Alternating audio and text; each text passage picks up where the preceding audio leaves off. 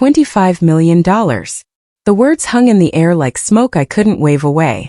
I heard them clearly, each syllable cutting through the silence of the conference room, but they didn't make sense yet. My brain kept trying to process the number, to fit it into the reality I'd been living for 12 years, but it wouldn't go. It was too big, too impossible. My attorney sat beside me, pen frozen mid-note, her hand hovering over her legal pad like she'd forgotten what writing was. Across the table, Brandon stared straight ahead, his jaw so tight I could see the muscle jumping beneath his skin. His expensive lawyer, the one who'd been so confident 3 months ago, shuffled papers with trembling hands, searching for words that had suddenly stopped existing. The forensic accountant continued speaking in that same calm, professional voice, explaining how this investment was formed during our marriage, routed through entities I was never told about, funded with money that came from accounts we supposedly shared. Heat crawled up my neck. My ears started ringing, that high-pitched tone that drowns out everything else. This wasn't just hidden money. This was years of deliberate deception detonating all at once, right here in this sterile room with its gray walls and fluorescent lights that suddenly felt too bright, too harsh, too exposing. I couldn't look away from Brandon. He wouldn't look at me. His eyes stayed fixed on some point behind the accountant's head, like he could will himself to be anywhere else. In that moment I thought, what the hell did he just do to me? My hands were shaking. I pressed them flat against the cold table, trying to anchor myself to something solid while everything I thought I knew crumbled beneath me. The shock hit before the meaning did, like getting hit by a car before you feel the pain. $25 million. The number kept echoing in my head, louder each time. I kept replaying every conversation where he told me we didn't have room in the budget for things I wanted. Every time he said I worried too much about money, that I needed to relax and trust his judgment. Every time he laughed that easy laugh and told me to trust him, that he had everything under control. The words felt like razors now, cutting deeper with each memory that surfaced. I could feel eyes on me from every corner of the room, people waiting for me to cry or scream, or do something dramatic that would make sense of this moment. Instead, I just sat there frozen, while my entire marriage rewrote itself in my mind. Every assumption I'd made, every trust I'd placed, every moment I believed we were building something together. All of it was a lie. My name is Victoria Hayes, and until this moment in this terrible gray room, I believed I was married to someone I actually knew. I was so wrong. Brandon had built a secret life behind my back while I managed our household budget and clipped coupons and felt guilty about wanting things we supposedly couldn't afford. And I never saw it coming. For 12 years I thought we were partners. Real partners. I believed marriage meant building something together, sharing dreams and struggles and bank accounts, making decisions as a team. I handled our household finances with careful attention, paid the bills on time every month, budgeted down to the last dollar so we could save for the future we talked about in bed on Sunday mornings when the light came through the curtains just right. Brandon was the big picture guy, the one who brought home the paycheck and made the investment decisions. Or at least that's what I thought his role was. That's what he told me it was. Now, sitting in this conference room with $25 million hanging in the air between us, I understood what I actually was to him. Not a partner. Not an equal. Just someone he managed. Someone he controlled with carefully constructed lies and a smile that made me feel safe when I should have been asking questions, demanding answers, refusing to accept his vague explanations. How long has he been lying to me? The question burned in my mind, refusing to let go no matter how much I tried to focus on what the forensic accountant was still explaining. How many years had I spent trusting someone who was busy hiding $25 million from his own wife? How many times had I apologized for questioning him when I should have been questioning harder? I remember the first lie clearly now, though I didn't recognize it as one at the time. Memory has a funny way of showing you things differently when you know the ending. We'd been married 3 years. Still in that phase where everything felt possible and forever seemed real. I found a beautiful antique desk at an estate sale, solid oak with intricate carved details and small drawers perfect for organizing paperwork. Something I could use for the home office I was trying to set up in our spare bedroom. It cost $800. Not cheap certainly, but not impossible either for 2 people with decent incomes and no kids yet. I was so excited when I showed Brandon the listing on my phone, already imagining where it would fit in the room. His face changed immediately, shutting down in a way I'd learned to recognize over the years. That careful expression he wore when delivering bad news, like he was trying to soften a blow. "Victoria, we can't afford that right now," he said gently, like he was explaining basic math to a child who didn't understand. "We need to be smart about money. You know how important it is to save for our future. We can't just spend $800 on furniture we don't absolutely need." I believed him without question. Of course we needed to be practical. Of course $800 was too much when we were trying to build our savings. Of course Brandon knew better than I did about what we could afford. I thanked him for being responsible, for keeping us on track financially, for thinking about our future when I was being impulsive. I let the desk go. Watched someone else buy it. Now I know he was already moving money I couldn't see, building foundations for companies I'd never touch, hiding wealth while telling me we needed to be careful.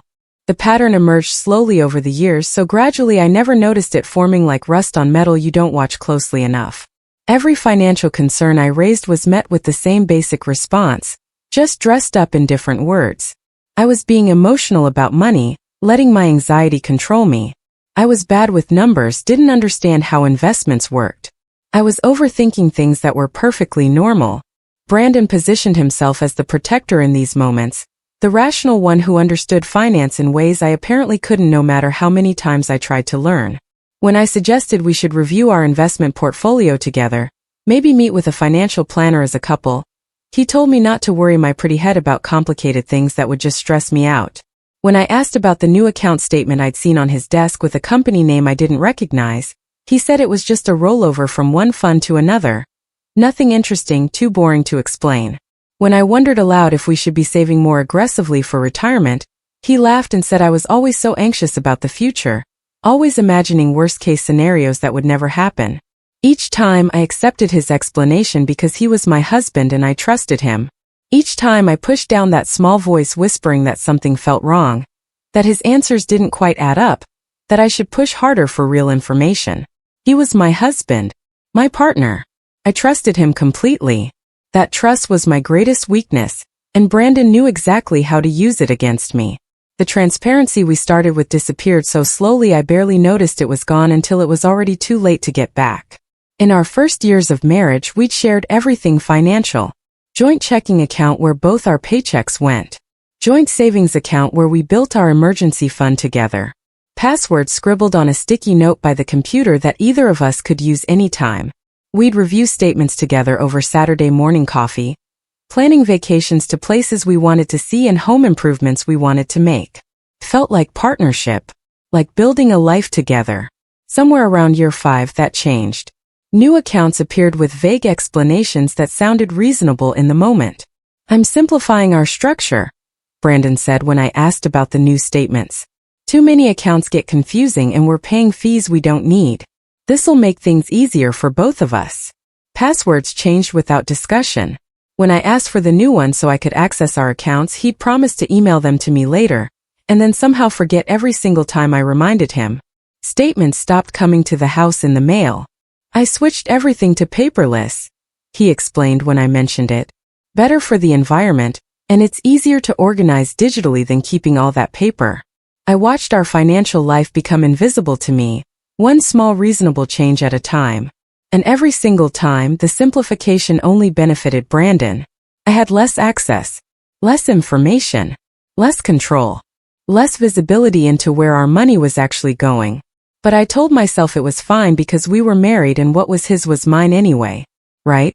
I learned quickly, though I didn't recognize the lesson at the time, that questioning Brandon cost me something. Not loudly, not obviously, not in ways I could point to and say this is wrong. But the price was always there, always due, always painful. When I pushed back on a financial decision or asked too many questions about where money was going, affection would withdraw like the tide going out. He'd go quiet for days, his silence filling our home like thick fog I couldn't see through. Conversations would turn cold and clipped, his answers to my questions becoming shorter and shorter until they were just one word if I was lucky. He'd work late more often, coming home after I was already in bed, sleeping on his side with his back to me. The warmth would only return when I stopped asking questions, when I apologized for being difficult or demanding or untrusting, When I let him know I believed him again and wouldn't push anymore. I didn't recognize this as punishment when it was happening. I thought it was just his stress from work bleeding into our home life, or my fault for being too demanding, for not understanding the pressure he was under. I learned subconsciously through repetition and pain that peace in our marriage required my silence. So I stayed silent. I stopped asking about accounts I couldn't access anymore. I stopped suggesting we plan finances together like we used to. I became smaller and smaller, folding myself into whatever shape would keep him happy and keep our marriage stable. And Brandon let me. God, he encouraged it. He let me disappear into the background of my own life. The first receipt I saved wasn't about revenge. Not yet. It was pure self-defense, though I didn't fully understand that yet. Brandon told me one evening over dinner that he'd sold his father's vintage car collection. 3 classic cars that had been stored in a garage across town since his father passed. He said he got $30,000 for them, and the money went straight to paying down our mortgage early. I was so proud of him for being responsible like that, for choosing our financial security over keeping sentimental items. It seemed like such a mature, practical decision. Then 3 days later, I found the account statement in the recycling bin when I was taking out the trash. I almost didn't look at it. Almost just tossed the whole bin into the outdoor container like I had 100 times before. But something made me glance down, and there it was. The deposit was for $85,000. Not 30. 85. $55,000 had just vanished somewhere I couldn't see, and Brandon had lied straight to my face about it. I stood there in our garage with the recycling bin in my hands, staring at those numbers, feeling something cold and hard settle in my stomach. I took the statement inside and photographed it with my phone, making sure every detail was clear and readable. I didn't know why I was doing it. Some instinct deeper than conscious thought told me I needed proof of this moment, that I might need evidence someday of what I'd found. I saved the photo in a folder on my personal laptop titled Taxes 2019, where Brandon would never think to look. Just in case. Just in case of what I couldn't have said then. But I knew. Deep down, some part of me knew I'd need it eventually. From the outside, we looked solid. More than solid. We looked like one of those couples people envied. Friends would comment on how well we fit together. Brandon was charming at dinner parties, effortlessly entertaining with stories from his work. He was affectionate in public, always touching my shoulder or holding my hand, making other women give me these knowing smiles. He was ready with funny stories about his successful week, about deals he'd closed or clients he'd impressed. We lived in a nice house in a good neighborhood. I drove a reliable car. We took modest vacations to beach towns and mountain cabins. Nothing flashy that would draw attention or questions. Privately, though, I felt managed rather than loved. Brandon boasted about his business success to friends, painting himself as a savvy entrepreneur. But he insisted to me that we needed to live conservatively. We can't get too comfortable, he'd say. The economy could turn any time. We need to be careful. So we were careful. We kept our expenses moderate. We didn't splurge. Meanwhile, the gap between the image he projected and the reality he described to me kept widening like a spreading crack. Other couples in our circle bought second homes. We didn't even discuss it. The word can't appeared in every conversation about money. I lived in a cage I couldn't see the bars of. The locked door moment came on a Tuesday in September that started like any other Tuesday. I needed to transfer money from our investment account to cover an unexpected car repair. Nothing major, just a timing belt that had given out without warning like they sometimes do. I'd done transfers like this 100 times before through our online banking system. It was routine. Simple. But this time when I logged in and entered my password, the one I'd been using for years, the system rejected it. Access denied. I tried again, thinking maybe I typed it wrong, hit the wrong key in the wrong order. Still nothing. The third attempt locked me out completely. I called the bank, waited on hold for 15 minutes listening to elevator music, and finally got a customer service representative who pulled up our account. They told me the account access had been restricted to primary holder only about 6 weeks ago.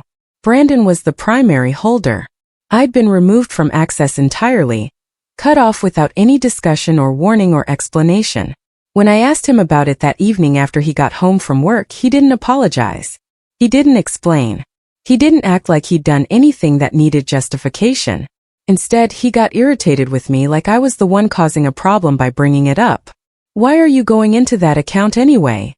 he snapped, setting his briefcase down harder than necessary. "I handle the investments, Victoria. That's always been my job. You're going to mess something up if you start moving money around without understanding how the tax implications work." I felt small in that moment. Childish. Stupid. Like I'd been caught doing something wrong instead of trying to fix my own car with our own money. That was the night our marriage shifted permanently from partnership to power imbalance, from equals to controller and controlled. And I let it happen without fighting back because I was too embarrassed to admit what his words had made me feel. I started keeping a notebook after that. Just a small one, spiral-bound with a plain blue cover. I hid it in my bedside drawer beneath old magazines and photos. I wrote down dates. Phrases Brandon used that didn't quite make sense. Amounts that appeared and then vanished. Conversations where his version didn't match what I remembered. It felt paranoid and awful. Like I was betraying my marriage by documenting these moments. But I couldn't stop. Something inside me screamed that I needed this record. That I couldn't trust my own memory because Brandon had a way of making me doubt what I'd seen and heard. He could rewrite history so smoothly that I'd find myself apologizing for things I was sure hadn't happened his way. Did that statement really say 85,000? Did he promise to send those passwords? Was I making problems where none existed? The notebook became my anchor to reality. March 15th. Brandon said bonus was $40K. Saw deposit for $65K. Where's $25K? June 2nd. Asked about new LLC. He said consulting work. Wouldn't explain. August 19th. Tried to access investment account. Password changed. Won't give new one. The pages filled slowly over months. The pattern grew clearer with each entry. And finally, reading back through months of notes, I admitted what I'd known deep down. I didn't trust my husband anymore. I asked for a separation on a Sunday morning in October. The leaves outside were turning orange and gold. That beautiful fall color that usually made me happy. We were sitting at the kitchen table with coffee and the newspaper spread between us, looking like a normal couple having a normal weekend morning. No screaming. No drama. No throwing things or making accusations. I just told him quietly, calmly that I needed space. That our marriage wasn't working the way a marriage should. That I thought we should live apart for a while so I could figure out what I wanted. Brandon looked stunned at first. His coffee cup frozen halfway to his mouth like he couldn't process what I just said. Then his expression changed to something else. Confidence. Almost amusement, like I told a joke he found mildly funny. "You'll come back," he said, setting down his cup with complete certainty in his voice. "You always do, Victoria. You're just emotional right now. Give it a week and you'll see this is silly. You'll realize you're overreacting like you always do." He thought I'd come running back once fear set in and reality hit me. Once I realized how hard it would be to manage money on my own, to make decisions without him guiding me, to exist outside the carefully constructed world he'd built around me. He was so sure of my weakness, so confident that I needed him more than he needed me. What Brandon didn't understand, what he couldn't possibly know, was that I'd been preparing for this moment for 3 years. Ever since that first receipt I photographed and saved. Every receipt saved after that. Every discrepancy carefully noted in my spiral notebook. Every lie documented with dates and details. I wasn't running away scared and unprepared. I was walking away ready and armed with evidence. And he had absolutely no idea what was coming for him. The divorce proceedings started like a chess game where Brandon thought he already knew my moves. He showed up confident to every meeting, almost smug. His attorney filed preliminary disclosures that looked thorough and complete. Bank accounts, retirement funds, the house, our cars. Everything documented with careful precision. He disclosed just enough to look compliant. Just enough to seem cooperative. But I could feel it in my bones. Something massive was missing. The math didn't add up. His business supposedly did well, but the income he claimed barely covered our moderate lifestyle. Where was the rest? Where was the money from that car sale? Where were the bonuses I'd seen deposited over the years? I sat through mediation sessions watching Brandon play the reasonable husband, suggesting 50-50 splits of everything visible. And all I could think was, what am I not seeing? What is he hiding? My attorney, Catherine Preston, Suggested bringing in a forensic accountant during our third meeting. She'd noticed the same things I had. Gaps in the timeline. Income that appeared and disappeared.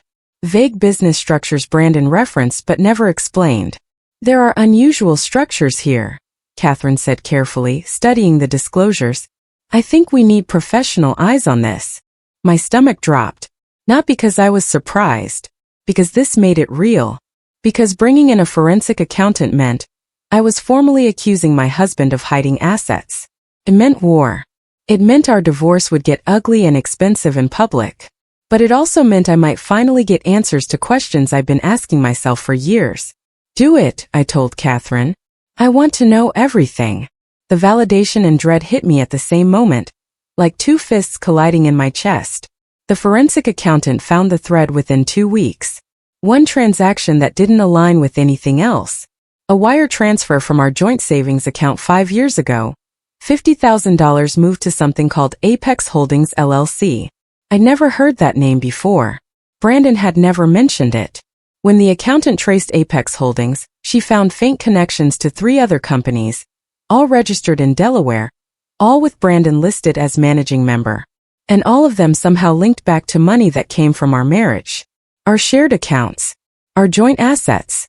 Money I'd helped earn by managing our household, by supporting his career, by being his partner. The chapter ended with the accountant looking up at Catherine and saying 5 words I'll never forget. We need to pull this.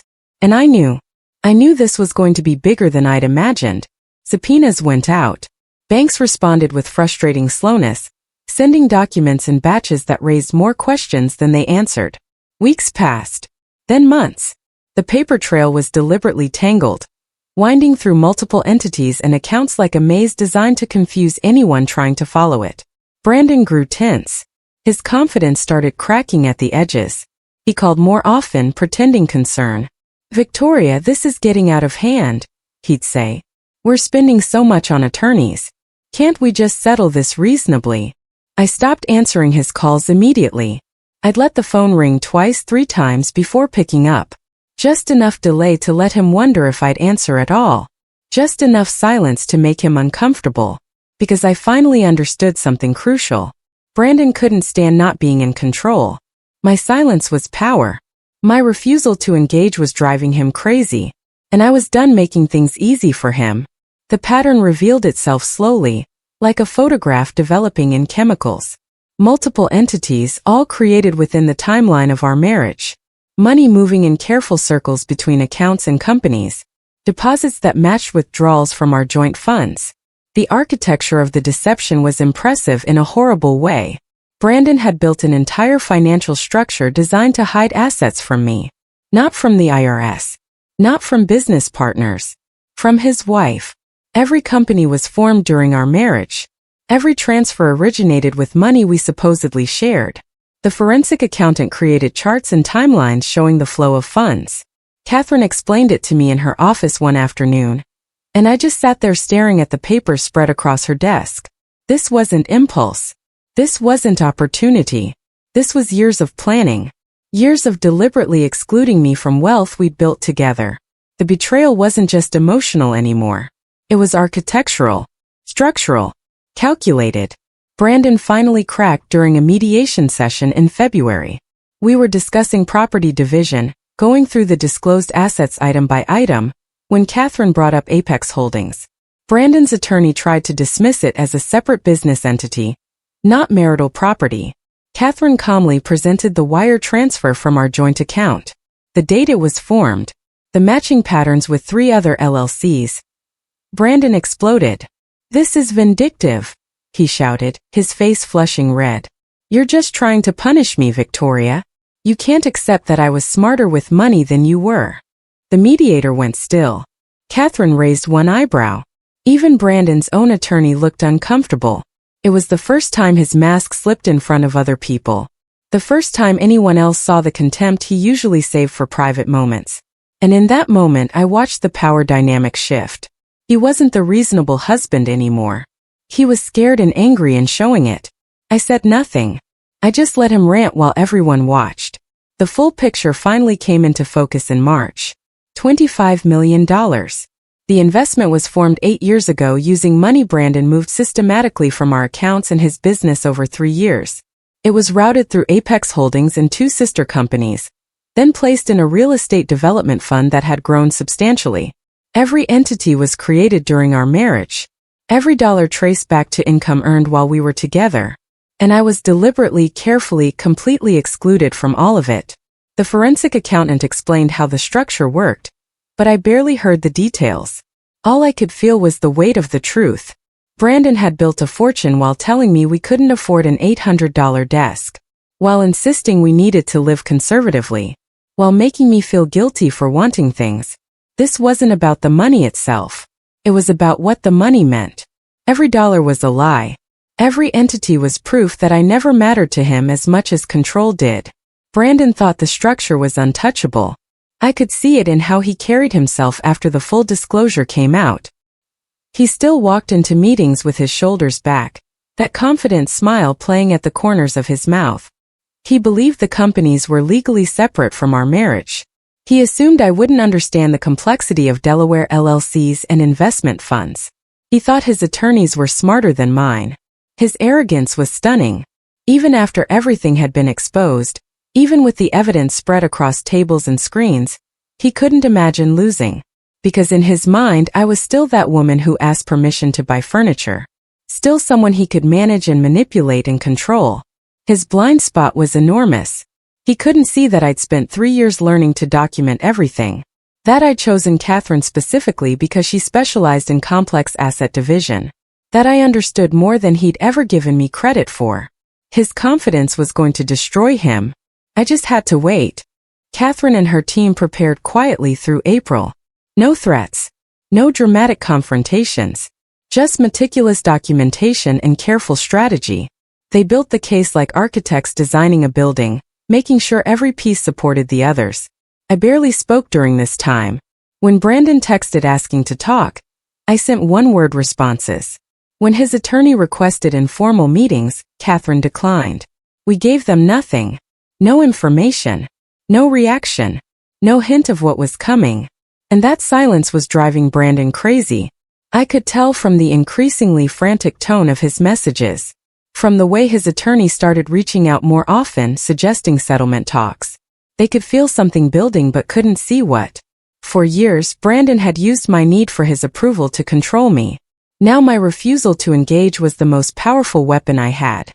And watching him squirm in the uncertainty was almost satisfying enough on its own. Almost. The night before the hearing I barely slept. Not from fear. From clarity. For the first time in 12 years, I knew exactly what was coming and Brandon didn't.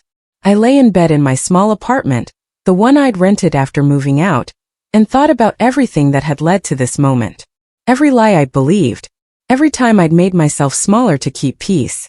Every receipt I'd saved and every note I'd written in that spiral notebook. It had all been leading here. To this hearing where the truth would finally be laid out in front of a judge who didn't care about Brandon's charm or his explanations. Someone who would just look at the evidence and make a ruling based on law, not manipulation. I felt nervous, yes. But underneath the nerves was something harder and stronger. I felt ready. 4 years, Brandon had controlled the narrative of our marriage. Tomorrow that ended. Tomorrow the facts spoke for themselves. The hearing brought us back to where this story started. That conference room with its gray walls and 2 bright lights. The forensic accountant presenting findings in that same calm, professional voice. Documents sliding across tables. Numbers that didn't lie. Catherine walked the judge through every step. How the investment was formed. When the money was moved. Where it came from. The connections between entities. The deliberate exclusion. Brandon's attorney tried to argue that the companies were separate business ventures. That the initial funding was a business investment, not marital property. Catherine calmly pulled up the wire transfer from our joint savings account. The one I'd never authorized. The one Brandon had made without telling me, using money we'd saved together. His explanation started collapsing. Every defense met with a document that contradicted it. Every claim undermined by his own paper trail. I watched the judge's expression change from neutral to sharp. Watched Brandon's confidence crack and crumble. The room shifted against him. And this time there was no charm that could fix it. The judge's ruling came 3 weeks later. The investment was marital property. All of it. Brandon had used joint funds to create it, formed it during the marriage, and deliberately hidden it from his spouse. That constituted financial fraud. The investment would be split according to state law. Penalties applied for the concealment. Court costs and attorney fees would come from Brandon's portion. Most importantly, his credibility was formally damaged in court records.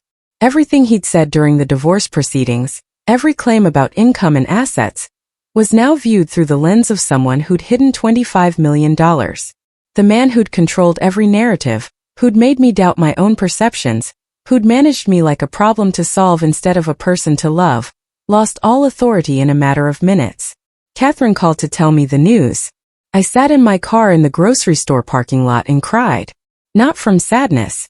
From relief. From the overwhelming weight of being believed. Of being right. Of surviving. 6 months later, my life looked nothing like it had before. I'd taken my portion of the settlement and hired a financial advisor I trusted. Someone who explained things instead of hiding them. Who treated me like an intelligent adult instead of a problem. I bought a small house near the water. Something I'd always wanted but Brandon said we couldn't afford. I started sleeping through the night again. The anxiety that had lived in my chest for years finally loosened its grip. Brandon faced consequences he couldn't talk his way out of. His business partner started asking questions. His reputation in our social circle never recovered. He'd built his ending himself with every lie, every hidden account, every moment he chose control over partnership. I didn't destroy him. I just survived him. And surviving felt like the quietest, strongest form of justice I could imagine. I was free. Finally, completely, impossibly free. And the truth hadn't just come out. It had set me free.